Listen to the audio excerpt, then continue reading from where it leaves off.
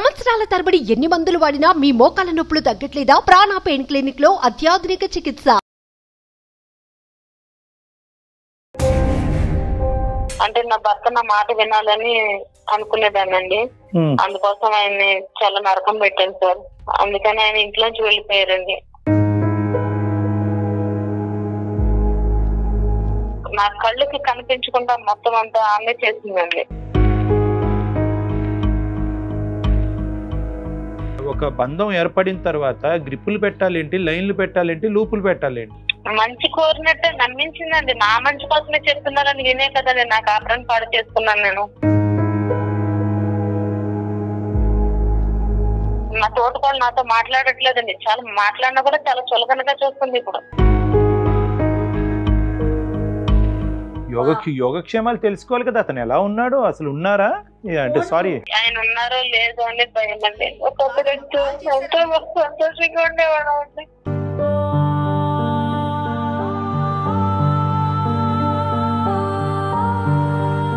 మీరు అతని మనసులో ఉన్న భావాన్ని అర్థం చేసుకుని నేను చెప్పుడు మాటలు విని ఇంట్లో మనిషిని అగౌరవపరుస్తున్నాను, అతను హింస పెడుతున్నాను అన్నది మీరు రియలైజ్ అయ్యి ఉంటే కనుక ఈ రోజు ఇంత అనర్థం జరిగి ఉండేది కాదు. నాశనం చేసింది మీ జీవితాన్ని నాశనం చేసింది ఆ మహాతల్లి. ఇప్పుడు ఆవిడ అంటానికి కూడా లేదు.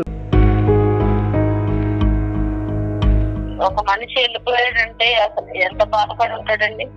Yes, that is the point. అందమైన జీవితానికి స్వాగతం. నమస్తే డాక్టర్ గారు. నమస్తే జయ గారు. గంగా భవాని అని ఒక మెయిల్ నేను చూశానండి. సో మనకి మాట్లాడటానికి రెడీగా కూడా ఉన్నారు. ఒకసారి కాల్ చేసేస్తానండి. తప్పకుండా. ముందుగా నేను చేస్తారా మీరు కాల్?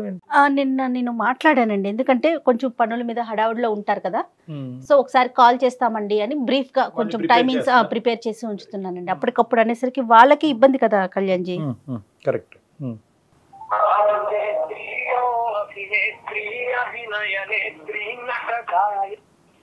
హలో భవానీ గారండి. భవానీ గారండి, నేను సుమన్ టీవీ అందమైన జీవితం ప్రోగ్రామ్ నుంచి అండి. భవానీ గారు ఫ్రీగా ఉన్నారా? మాట్లాడొచ్చా? రైట్. నాతో పాటు డాక్టర్ కళ్యాణ్ చక్రవర్తి గారు కూడా ఉన్నారు. ఒక్కసారి మాట్లాడండి. ఓకే అండి, మాట్లాడండి. ఏంటి భవానీ గారు చాలా డల్ గా మాట్లాడుతున్నారు? ఏమ్మా? నా భర్తని చాలా బాధ పెట్టాను సార్. నా భర్త గారు ఇల్లు విడిచిపెట్టి వెళ్ళిపోయారండి. అయ్యో, ఏమైందమ్మా? ఎక్కడి నుంచి మాట్లాడుతున్నారు మీరు? నేను రాజమండ్రి నుంచి మాట్లాడుతున్నానండి. ఎంతకాలం అయిందమ్మా అతని ఇంటి నుంచి వెళ్ళిపోయి? ఆయన వెళ్ళిపోయి 2-3 నెలలు అవుతుంది సార్. చెప్పకుండా? అవును సార్. ఏంటమ్మా అసలు ఏం జరిగింది? మీకు ఎన్ని సంవత్సరాలు అవుతుంది పెళ్ళయి? 5 సంవత్సరాలు అయిందండి పెళ్ళయి. పిల్లలు? 2 పిల్లలు సార్. పిల్లలు మేడం. Okay okay. ఏంటండి కారణం ఏంటి? కారణం ఏంటంటే నా భర్త నా మాట వినాలని అనుకునేదానండి. అందుకోసం ఆయన్ని చాలా నరకం పెట్టాను సార్. అందుకని ఆయన ఇంట్లోంచి వెళ్ళిపోయారండి ఒక రోజు చెప్పా పెట్టకుండా. మాట వినటం అంటే ఏంటండి భవానీ గారు? అంటే ఇప్పుడు మా తోటకోళ్ళు చుట్టుపక్కల వాళ్ళు చెప్పడంతో నేను భర్తని గ్రిప్ లో తీసుకోవాలి, మన మాట వినాలి, అక్కడ మా అత్తయ్య లేకుంటే ఆడపడుచు వాళ్ళ మాటలు వినకుండా నా మాటే వినాలి అనేసి నేను ఆయన్ని బాధ పెట్టడం జరిగిందండి. అది ఇప్పుడు అనిపిస్తుంది కానీ నాకు అప్పుడు నేను గ్రహించుకోలేకపోయాను.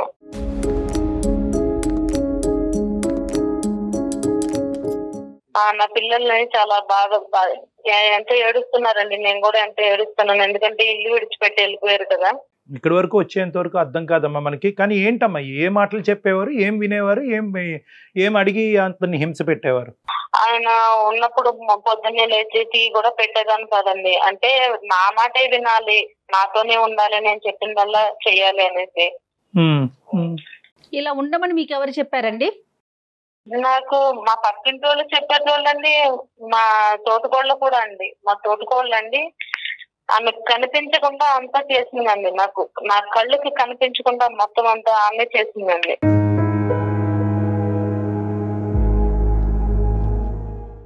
ఆ మాట వినే నా కాపురాన్ని ఇంతవరకు తెచ్చుకున్నానండి.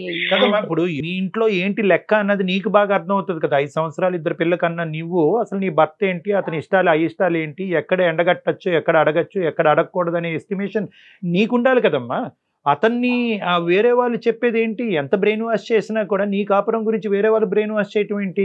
నీ మొగుడు చేజారిపోతాడు, వాళ్ళ సంగతి నీకు తెలియదు, నీకంటే ముందు నేను వచ్చాను, నేను కాళ్ళ కింద తొక్కు పెట్టేస్తారని నా తోటకళ్ళు నాతో చెప్పేదండి.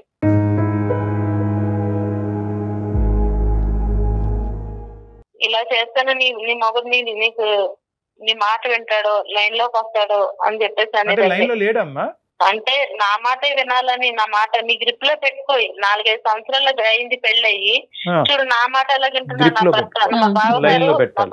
ఏంటమ్మా ఇవన్నీ? గ్రిప్ లో పెట్టాలి ఏంటి, లైన్ లో పెట్టాలి ఏంటి, పడేయటాలు ఏంటి? అసలు ఏమమ్మా, ఒక పెళ్లి అనేటటువంటి ఒక బంధం ఏర్పడిన తర్వాత గ్రిప్పులు పెట్టాలేంటి, లైన్లు పెట్టాలేంటి, లూపులు పెట్టాలేంటి?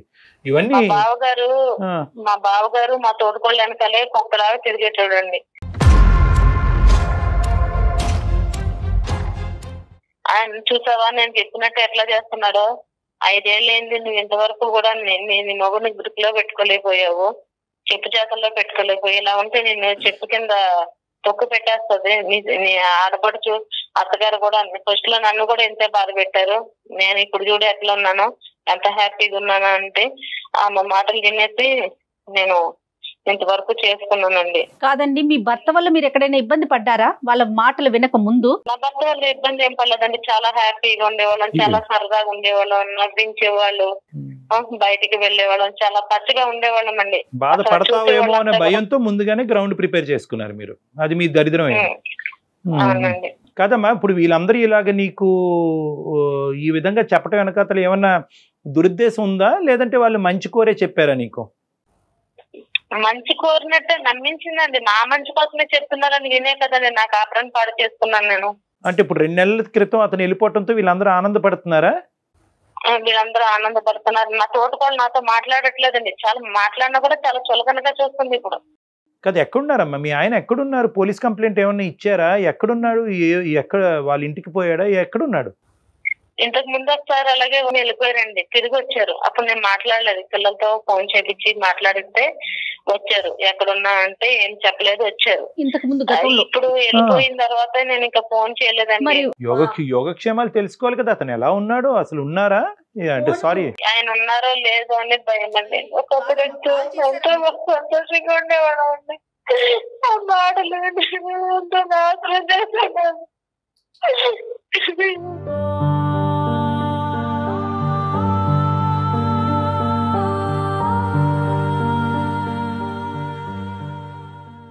అది బతుకుంటారా, అది బతుకున్నారా, చనిపోయినా కూడా చదివికుంటా ఏం చేయాలో సాధట్లేదు అండి.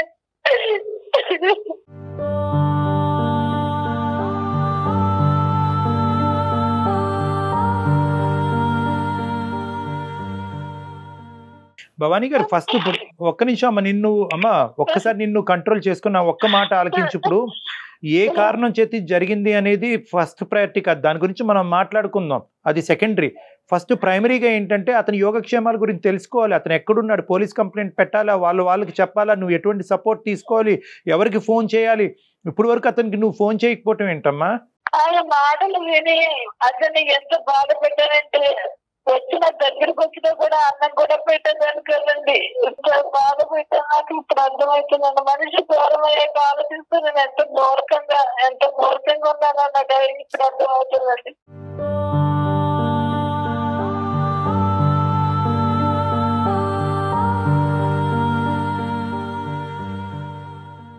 ఈ పిల్లలు పెట్టుకుని ఎట్లా బతకాలో నాకు అర్థం చేయట్లేదండి డాక్టర్ గారు.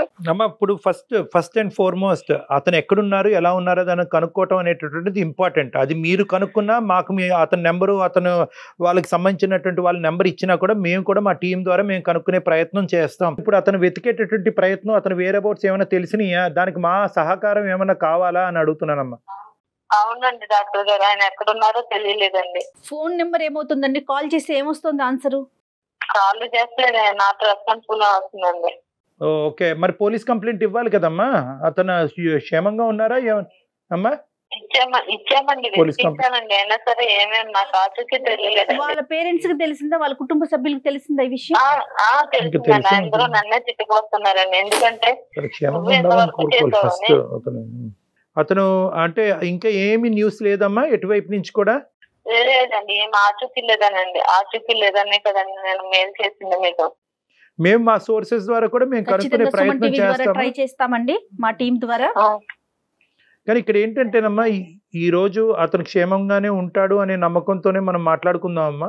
ఓకే, ఎందుకంటే బహుశా అతను ఎన్ని విధాలుగా శతవిధాలుగా నీకు ఏ విధంగా చెప్పాలి అని అనుకున్నా కూడా ఆ మెసేజ్ నీకు రీచ్ అవ్వకపోవటం వల్ల, ఇంట్లో భర్త మాట్లాడేటటువంటి మాట కాకుండా వేరే వాళ్ళు చెప్పే మాటలు నమ్ముతుంది నా భార్య అనేది మీకు అర్థం చేసేటటువంటి విధంగా చెప్పుకోలేక అతను పదే పదే చేశాడు. అసలు ఫస్ట్ టైం అతను ఇంట్లోంచి బయటకు వెళ్ళినప్పుడు, వారం రోజుల పాటు వెళ్ళినప్పుడే మీరు అతని మనసులో ఉన్న భావాన్ని అర్థం చేసుకుని, నేను చెప్పుడు మాటలు విని ఇంట్లో మనిషిని అగౌరవపరుస్తున్నాను, అతను హింస పెడుతున్నాను అన్నది మీరు రియలైజ్ అయ్యి ఉంటే కనుక ఈ రోజు ఇంత అనర్థం జరిగి ఉండేది కాదు. ఇప్పుడు గ్రహించుకున్నానండి, ఎందుకంటే నేను ముందు గ్రహించుకుంటే ఇంతవరకు వచ్చేది కదండి. ఇప్పుడు అమ్మ చేతులు కాలేక ఆకులు పట్టుకోవటం కాదమ్మా. ఇక్కడ ఏంటంటే ఇక్కడ ఈ తెలివి తక్కువతనం అని అంటాను, అంతకు మించి నేను ఏమన్ను. ఈ చెప్పుడు మాటలు వింటాం, వాళ్ళు బ్రెయిన్ వాష్ చేశారు, వాళ్ళకు దురుద్దేశం ఉందండి, ఇవన్నీ ఏంటంటే ఇవన్నీ చిల్లర అంశాలమ్మా, ఇవన్నీ చాలా చీప్ అంశాలు. ఇవన్నీ ఏంటంటే ఎప్పుడైతే పెళ్లి కుదిరిందో, పెళ్లి అయ్యిందో మీ ఇద్దరి మధ్యన, అప్పుడే మీ బాండ్ ఎస్టాబ్లిష్ అయినట్టు. అతని గురించి మీరు, మీ గురించి అదర్ బ్లైండ్గా ట్రావెల్ చేయాలన్నమాట.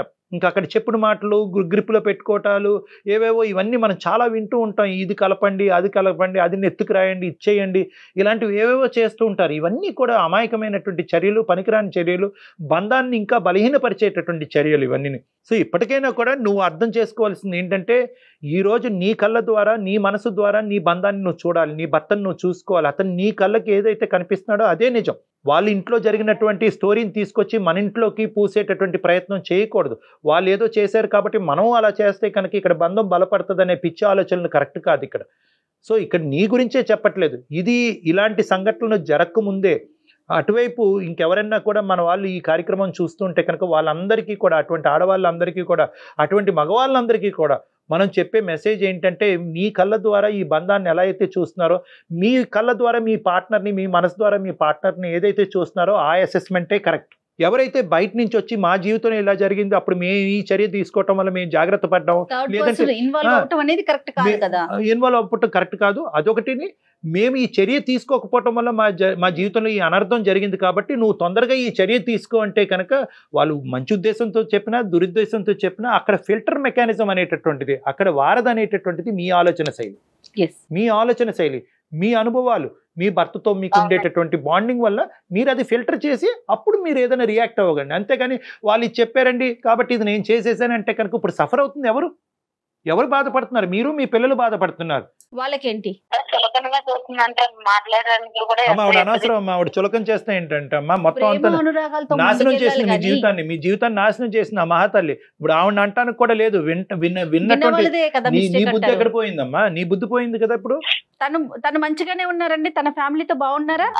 ఆవిడ బాగుంటది. మరి చూడండి, ఒకప్పుడు చాలా హ్యాపీగా ఉండేటోళ్ళు, సరదాగా ఉండేవాళ్ళు, బయటకు వెళ్ళేవాళ్ళు, నవ్వించేవారు, నిజంగా చాలా హ్యాపీ ఉండేవాళ్ళు.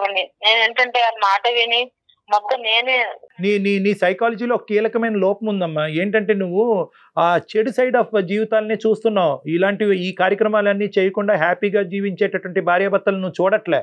ఈ చెడు సైడ్ థింగ్స్ చూసి, అదే వాళ్ళ ఇంట్లో ఇది చెడిపోకుండా ఇది జరిగింది, ఇది చేయకపోవటంలో ఈ చెడు జరిగిందని చెప్పి ఆ మెసేజ్ తీసుకొచ్చి ఇక్కడ ఉన్నా కానీ నువ్వు ఎంత సుఖపడుతున్నావు, ఎంత సంతోషిస్తున్నావు, నీ భర్త ఎంత మంచివాడు అనేటటువంటిది ఇది చూడట్లేదు. ఇవన్నీ ఈ మంత్రాలు, తంత్రాలు, ఈ మాయలు, ఈ మసిపూసేటటువంటి కార్యక్రమాలు లేకుండా ఎంతమంది భార్యాభర్తలు హ్యాపీగా బతుకుతున్నారని ఆ సైడ్ ఆఫ్ ద థింగ్ కూడా నువ్వు చూడట్లేదు. సో నీ సైకాలజీలో ఏంటంటే నువ్వు చూసే విధానంలో మార్పు రావాలి. ప్రేమ, ఆప్యాయత, మమకారం, ఒకరికి జీవితాన్ని త్యాగం చేసుకోవటానికి మించినటువంటి బ్రహ్మాస్త్రాలు ఎక్కడా లేవు జీవితంలో భార్యాభర్తలకు ఉంటుంది కదండి. భవానీ గారు, ఇప్పటికీ కూడా మీరేంటంటే ఆవిడ ఇప్పుడు హ్యాపీగా ఉందండి, ఆవిడ పట్టించుకోవట్లేదండి, ఇప్పుడు ఆవిడ నా మొహం చూడట్లేదు అని చెప్పి ఇప్పటికీ కూడా నీ సమస్య ఈ స్థాయిలో ఉన్నా కూడా ఇంకా ఆవిడ పాయింట్ ఆఫ్ వ్యూలోనే నువ్వు ఆలోచిస్తున్నావు. మీ జీవితంలోకి మీకు రండి. సమాజం మీ కుటుంబం గురించి ఏమనుకుంటే కనుక మీకు అనవసరం. సమాజంలో ఎవరు భార్యలు, ఏ భర్తలు ఏ విధంగా వాళ్ళు కుటుంబాలని కాపాడుకుంటున్నారు, చెడగొట్టుకుంటున్నారు అన్నది మీకు అనవసరం. మీ అంశాన్ని మీ కళ్ళ ద్వారా, మీ మనసు ద్వారా మీరు అసెస్ చేసుకోండి. Individuality and independence is important. Your family is not equal to somebody's family. ఇప్పుడు ఇవన్నీ కూడా ఏంటంటే తర్వాత మీ క్షేమంగా మీ భర్త గారు మీ దగ్గరికి తిరిగి వచ్చిన తర్వాత మీరు అవలంబించవలసినటువంటి సైకలాజికల్ థియరీ అండ్ థీమ్ గురించి నేను ఇప్పుడు ముందుగానే చెప్తున్నాను. ఫస్ట్ అవర్ ప్రయారిటీ ఏంటంటే భగవంతుడి దయ వల్ల అతను క్షేమంగా మీ ఇంటికి వెనక్కి తిరిగి రావాలి. ఆ పిల్లలకి మేము అదే కోరుకుంటున్నాం అమ్మా. తప్పకుండా అండి, తప్పకుండా. పిల్లలు ఉన్నారండి, వెనకాల పిల్లల్ని కూడా ఆలోచించకుండా మాటల ద్వారానే నేను ఎంతో బాధ పెట్టానండి. అసలు నా ప్రవర్తన కూడా సరే ఇప్పటికైనా మీకు కనువిప్పు కలిగింది. ఆయన విడిచిపెట్టి వెళ్ళిపోయారండి. ఒక మనిషి వెళ్ళిపోయాడంటే అసలు ఎంత బాధపడి ఉంటాడండి. Yes, that is the point. మీరు అతను వెళ్ళిపోయారు అనే బాధ కంటే అతని పిల్లల్ని, మిమ్మల్ని, కుటుంబాన్ని, ఊరిని అన్ని వదిలి అతను అంత దూరం ప్రయాణం చేశాడంటే కనుక అతను ఎంత మనస్తాపం చెంది ఉంటాడమ్మా. ఈ రోజు అతను ఇంకో తప్పుడు నిర్ణయం తీసుకోకుండా ఉన్నాడు అనేటటువంటిదే మనం భగవంతుడికి ప్రార్థించాలి ఇక్కడ. సో ఇక్కడ ధైర్యంగా ఉండండి, తప్పకుండా ఆయన తిరిగి వస్తారు. మీ ప్రయత్నం మీరు చేయండి, సిన్సియర్ గా చేయండి ఆయన రావడానికి. ఇటు సుమన్ టీవీ తరపున మా ప్రయత్నం కూడా మేము చేస్తాం. అలాగండి. థాంక్యూ భవాని గారు, ఆల్ ద బెస్ట్ అమ్మా. నమస్తే అమ్మా.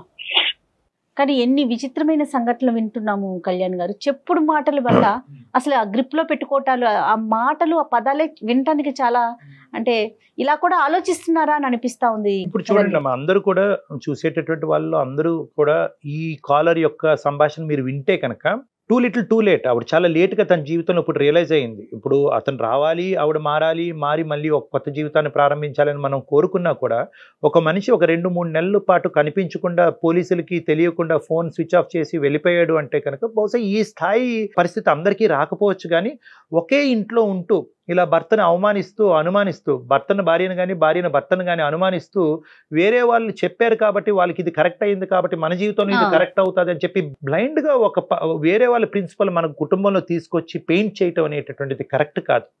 ఈ చెప్పుడు మాటల వల్లే చాలా సంసారాలు నాశనం అవుతున్నాయి. మన మనసు, మన ఆలోచన శైలి ఉపయోగించి ఏది కరెక్టు అని నిర్ణయం తీసుకున్నప్పుడే సంసారాలు, జీవితాలు హ్యాపీగా ఉంటాయి. మనల్ని చూసి మన పిల్లలు ఈ విధంగా జీవించాలన్నమాట, వాళ్ళ మాట వీళ్ళ మాట, వేరే వాళ్ళు మన జీవితాలు సినిమాలు అవుతున్నాయి కాబట్టి వింటం కాదు, మన జీవితాల ద్వారా మనకి ఏది అర్థమైందనే మెసేజ్ తీసుకుని ముందుకెళ్ళాలన్నది అందరికీ అర్థం చేసుకోవాల్సినటువంటి అవసరం ఉందమ్మా. తప్పకుండా. లేదంటే ఇలాంటి కేసులు ఎక్కువ అయిపోతాయి, ఇబ్బంది అయిపోతుంది. Right Kalyan. Thank you Jagan.